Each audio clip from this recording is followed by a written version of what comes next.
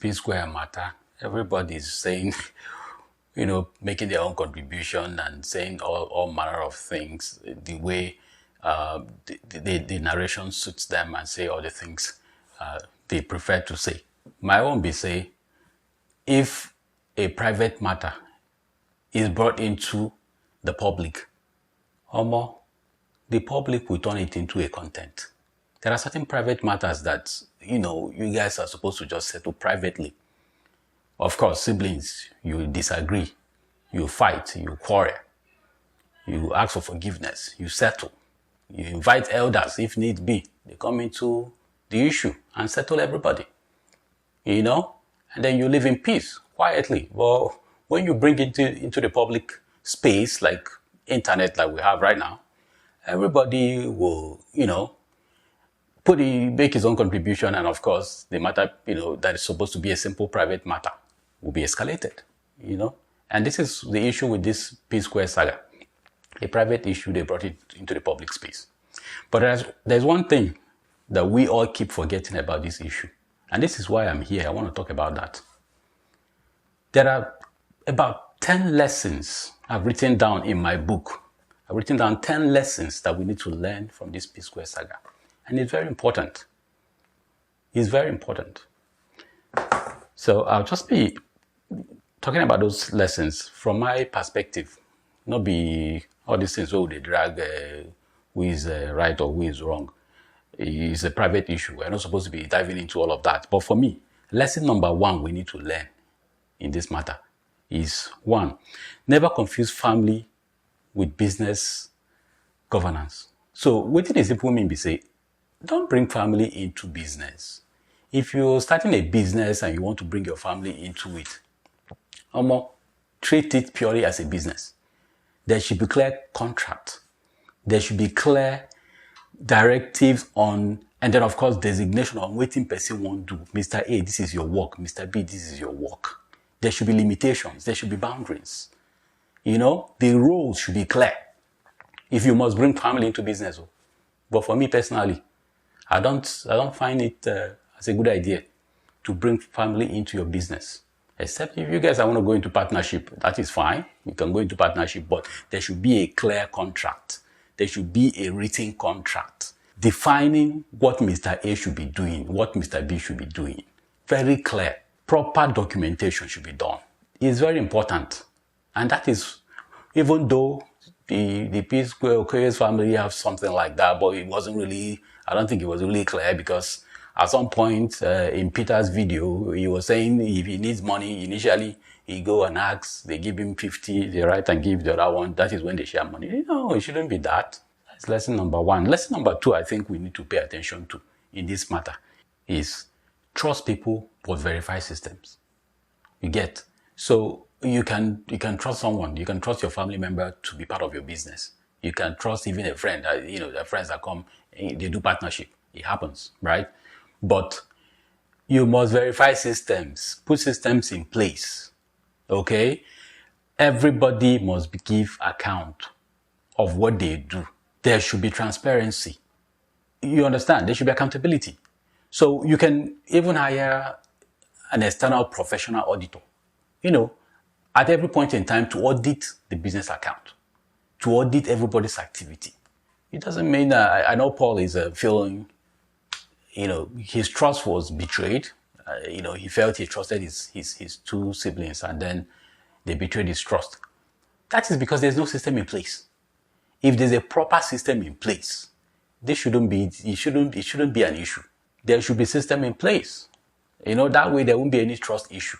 Because trust is a major thing that can kill any relationship, regardless of whether siblings or even spouse or even friends. When there's trust issue, it's difficult to deal with. And there's a third lesson. The third lesson here is that don't allow resentment to compound for decades. Okay? If you hurt me, I'll tell you straight up, hey bros, you hurt me. I don't like what you did. Don't do it again. It's as simple as that. But you're allowing issues and resentment to compound for several years. When he explodes, because there's always a trigger. There's always a trigger. So people in the finance and accounting will understand what I mean by compound interest. When you say something to compound, you keep multiplying and keep growing over time. So it's the same case with Peter, because in his videos he mentioned from the beginning that he's been keeping silent about these things. He didn't want to come out to make a video and all of that, And so this is something that has been brewing in the family, and because they don't come out and sit down one-on-one, eyeball to eyeball, and discuss with each other and say, hey, you did this wrong, you did that wrong, you hurt me. And A, B will say, forgive me. But they keep, piling it up, and then the trigger, there's a trigger that happened. So in this case now, Paul, went and commented on a post where, the online people were dragging Peter. Peter felt, okay, and now I can come out and, open the can of worms. So don't compound the resentment. Somebody hurt you. Say it and free your mind. Say it and free your mind. Very, very important. Say it and free your mind. The fourth lesson we need to learn from this saga is that don't let family become an excuse for poor boundary. For the fact that you were siblings or were related, doesn't mean you come and put mouth in my private family matter. No, you can't dictate for me who I should marry or who I should not marry, or when I should give birth, or how I should treat my children, or how many children I should have, or how I should manage my finance. No, there should be boundaries. For the fact that we're siblings, even friends, there should be boundaries. If there's no boundary, that's where you have all manner of issues. Somebody trying to dictate to you what to do with your own personal life, your private life. It's because the boundary is poor. There should be a firm boundary. I put boundary between my personal life, private life, my private family, and my other siblings and extended relations. There is boundary, solid boundary, not poor boundaries.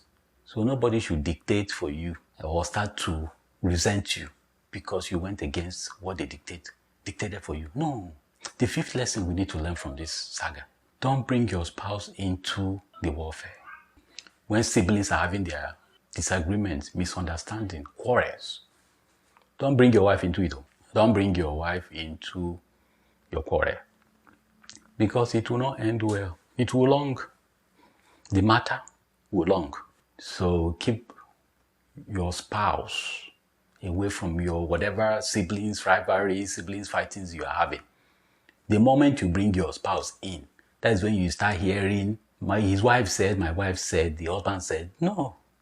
Your wife did, my husband did not. Don't bring them into that quarrel, because it will escalate beyond what you expected. So there should be, if you're having your sibling quarrel, it should be limited to that, nothing more. So by the time they start involving, each other's wife, and say, in this case now, Lola did, Lola said, Lola, why must we involve her? Why must you bring the wives into it? Keep your wives, your spouse, out of whatever sibling rivalry you're having. The number 6 lesson we need to learn from this issue is that don't use public humiliation on private issue.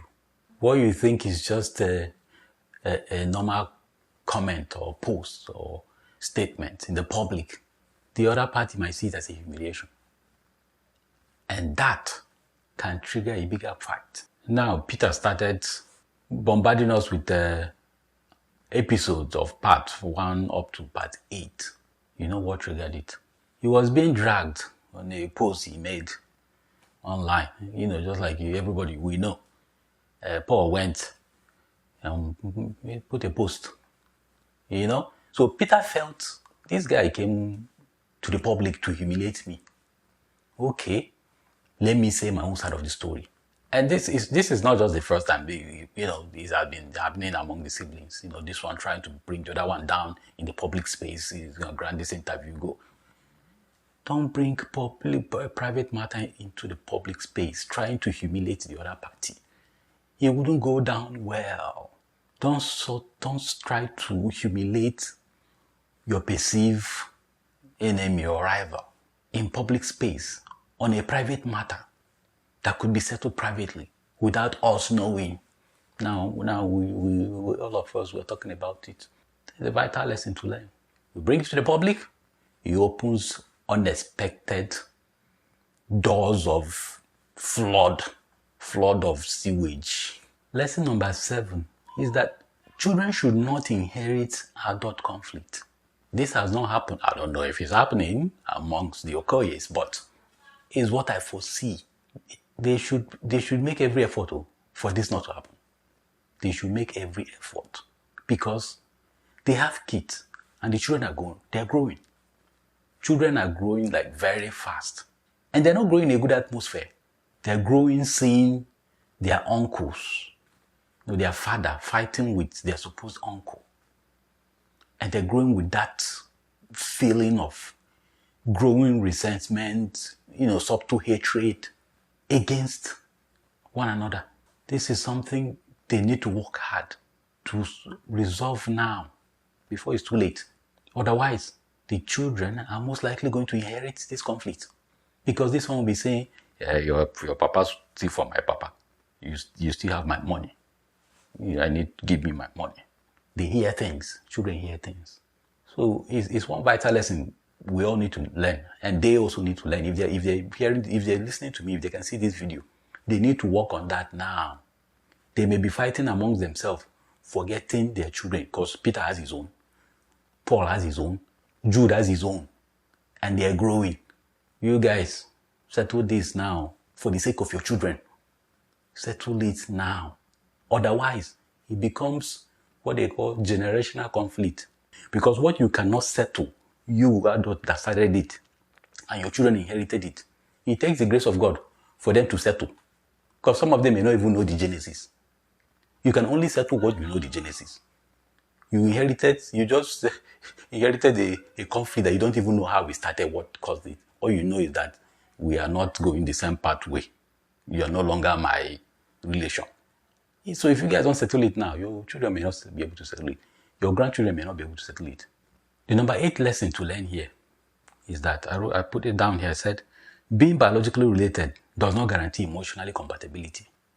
For the fact, say, wanna be siblings, wanna be brothers and sisters, or does not automatically guarantee emotional compatibility. I know everybody online are saying, some people anyway, not everybody, some people are saying, I want them back, I want them to come back as P-Sqaure, we like them together. Well, that is your desire. But the facts speak for itself. From all this quarrel, from what I can see, they are not emotionally compatible. They cannot come back together and function like they used to. No. Keep emotions out of it. Keep sentiment. They've moved past that level. They are no longer compatible. So for the fact that they are siblings and they worked together before, does not mean that they are compatible, that they should come back as P-Sqaure. No. I just believe, everyone has his own calling. Right now, they should pursue it. So for the fact that they're siblings, it doesn't mean that they will be compatible. Bringing them back together. So see what happened the last time the so-called reconciliation, which Peter has come to give us more insight about. How long did it last? They're no longer compatible. So that is a vital lesson here. There's no need pushing for it, for them to reunite as P-Sqaure and start to give us more P-Sqaure vibes. No, they cannot be compatible anymore. And the 9th lesson, which I put here, which also relates to the 8th one, I said, reconciliation should not mean returning to the old arrangement. The way I see, this quarrel and this disagreement, my idea of settlement is that they can reconcile as siblings. Okay? They can reconcile as siblings, as brothers. But you see that P-Sqaure is gone. So reconciliation doesn't automatically mean they should go back to the old arrangement they have as Peter and Paul being P-Sqaure or Peter and Paul plus Jude. It should not. Mr. P has his own thing going. Paul, Rude Boy, has his own. Jude, I don't even know what he's doing. I don't care to know. But, each of them have what they are doing for themselves, as individuals, not as P-Sqaure. So they can reconcile as siblings, settle as siblings. Let that love be as siblings. But not going back to the old arrangement. No, everybody should run their own race now. Peter release song, we support him, we stream his music. Paul release, we support him, we stream his song. Jude, I don't know anyway, whichever one, you know. But I just care about these two guys because they are the artists I know. Yeah. And number 10 lesson to learn here, which I put down here, I said, don't let outsiders turn your family problem into entertainment. Don't let outsiders turn your family problem into entertainment. Oh. Hey, I can't count the number of videos I've seen online about this thing. Like they've turned it into entertainment. So, which takes us back to the very first lesson I pointed out. Not to bring private matter into public space. Certain things are supposed to be left alone, especially family things. Let's allow them deal with their issue. They're in court. Let the fact, the evidences speak. Let the court decide. Private matter should be kept private. So these are some of the 10 lessons I think we should learn from this P-Sqaure issue. And not just to come and be talking about, Peter this, Paul that, Jude that. Forgetting there are things we need to learn. And this thing happened to a whole lot of people almost on a daily basis. But we don't learn it because we don't highlight them. Those are the key lessons to learn. Please don't forget to like this video. Tell me in the comment section what you think about it.